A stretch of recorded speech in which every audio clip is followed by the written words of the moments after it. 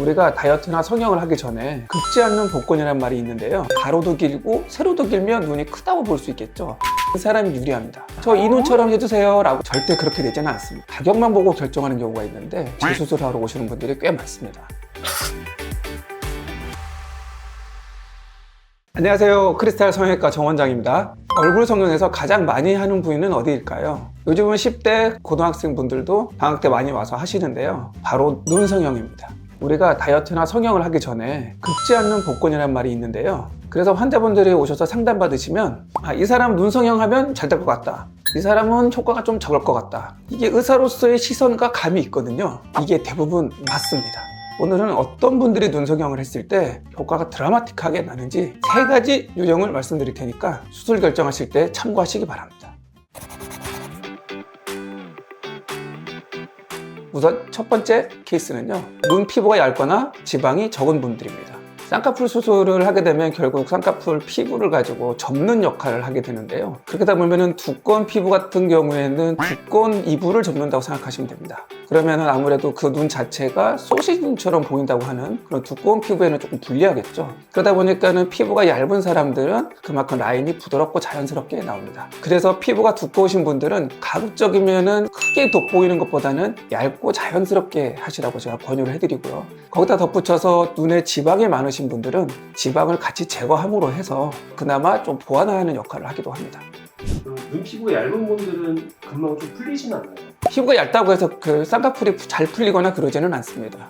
쌍꺼풀을 하고 나서 잘 풀린다고 하는 것은 결국은 쌍꺼풀의 원리를 생각하시면 되는데요. 쌍꺼풀의 원리는 매몰법이라던가 절개법이라던가 어쨌든 주름을 만들어 주는 것입니다. 그 주름을 만들 때 유착이라는 과정을 겪어야 되는 건데요. 그 유착이 잘 되는 체질이 있고 잘 안 되는 체질이 있는 것 뿐인 거지, 피부가 얇다고 해서 혹은 두껍다고 해서 이게 유착이 잘 되거나 잘 안 되는 건 아니기 때문에 꼭 피부의 두께에 따라서 잘 풀리거나 안 풀린다고 말씀드리기는 어렵습니다. 그럼 유착이 좀 잘 되는 분들은 어떤 특징이 좀 과학적으로 어떤 체질이 더 잘 풀린다, 잘 안 풀린다가 아니고 결국 이렇게 유착 과정이 일어나는 과정에서 눈을 자주 비빈다거나 유착이 일어나기 전에 눈에 어떤 자극을 계속 준다 보면은 아무리 유착이 잘 되는 체질이라도 유착이 안 될 수도 있고요. 눈을 잘 건들지 않고 잘 보존만 하고 사후 관리를 잘 해준다면 유착이 잘 안 되는 체질도 잘 되기 때문에 어느 체질 하나를 꼭 집어서 유착이 잘 된다 안 된다 말씀드리기가 굉장히 어렵습니다. 두 번째 케이스는 눈의 길이가 긴 분들입니다. 아무래도 눈이 예쁘다고 하는 것은 크게 보인다고 하는 건데요. 눈의 폭이 짧은 사람보다는 긴 사람이 유리합니다. 그 이유는 기본적으로 눈이 크다는 것은 가로도 길고 세로도 길면 눈이 크다고 볼 수 있겠죠. 그러면 상대적으로 가로가 길지만 위에 높이를 높여줌으로 해서 눈이 전체적으로 커 보이기 때문에 눈의 길이가 짧은 사람보다는 긴 사람이 아무래도 수술하는 데 좀 더 유리한 환경을 갖고 있다고 볼 수 있겠습니다.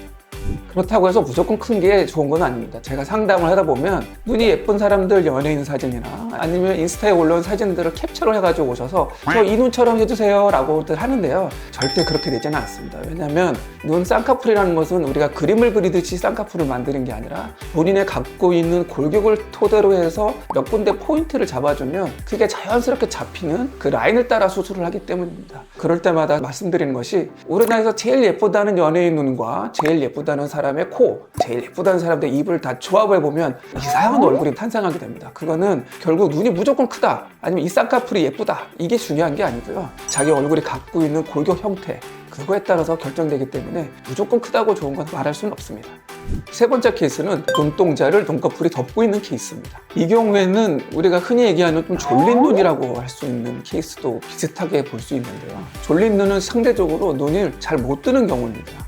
예를 들면은 개그맨 박땡땡 씨라든가 마라톤 오징어 중에도 한 분 계시고요. 아주 예전 전 만화에 나왔던 구영탄이라는 그런 인물이 있는데 그 사람의 눈은 실질적으로 웃기게 눈을 반쯤만 뜨게 하는 그런 경우입니다. 그런 경우에는 눈 수술을 눈매 교정술 혹은 안검하수 교정술이라는 걸 해야 되는 케이스고요. 제가 지금 말씀드리는 케이스는 눈 뜨는 힘 자체는 정상인데 눈 피부가 덮는 경우입니다. 즉 눈꺼풀만 살짝 접어주거나 살짝 쌍꺼풀을 만들어주면 내가 정상적으로 뜰 수 있는 눈동자를 시원하게 보여주기 때문에 그 경우에는 안검하수 교정술 같은 복잡한 수술 필요 없이 간단한 쌍꺼풀 수술을 함으로 해서 효과적인 결과를 나타낼 수 있겠습니다. 자, 여러분들 그 사람의 눈을 보면 그 사람의 마음을 알 수 있다는 마음이 있잖아요. 그만큼 사람의 얼굴에서 눈은 굉장히 중요한 부분이기 때문에 만약에 눈 성형을 고려하고 계신다면 병원을 신중하게 고르시는 게 중요합니다. 간혹 어린 학생들의 경우에는 비용이 조금 있다 보니까 가격만 보고 결정하는 경우가 있는데 그렇게 가격만 보고 수술을 결정했다가 저희 병원에 재수술하러 오시는 분들이 꽤 많습니다. 아무래도 처음부터 저희에게 수술을 받으신 분들과 재수술을 하시러 오신 분들과 비교해보면 재수술의 난이도가 꽤 있고 비용도 그만큼 더 들기 때문에 처음부터 저희 병원에 오시는 게 시간과 비용도 아끼고 만족도도 훨씬 높게 만드는 방법입니다. 제가 안산에서 마케팅 없이 거의 10년 동안 입소문만으로도 운영하고 있는데요. 그만큼 실력이 소문이 나다 보니 해외에서 비행기 타고 오시기도 하고 강남 압구정 안 가시고 저에게 바로 오시는 분들이 많습니다. 아무래도 성형 같은 경우에는 수술 후 케어가 더 중요할 수도 있는데요. 저희는 다른 병원들처럼 1, 2년 보장하는 게 아니라 병원을 운영하는 한 평생 보장을 해드리기 때문에 그 부분에서 믿고 많이 찾아오시는 것 같습니다. 그러므로 만약 눈 성형을 고려 중이시라면 가격이 싸다고 너무 혹하지 마시고 처음부터 실력 있고 믿을 수 있는 곳에서 시술 받으시길 바랍니다. 다음 영상에서는요, 첫인상에서 호감을 주는 외모의 특징, 이 부분에 대해서 알려드릴 텐데 다음 영상도 정말 중요한 영상 많으시니까 놓치지 말고 시청해주세요. 추가적으로 궁금한 점 있으시면 댓글 달아주시고요. 오늘 영상 좋으셨다면 구독과 좋아요 눌러주세요. 지금까지 크리스탈 성형외과 정원장이었습니다.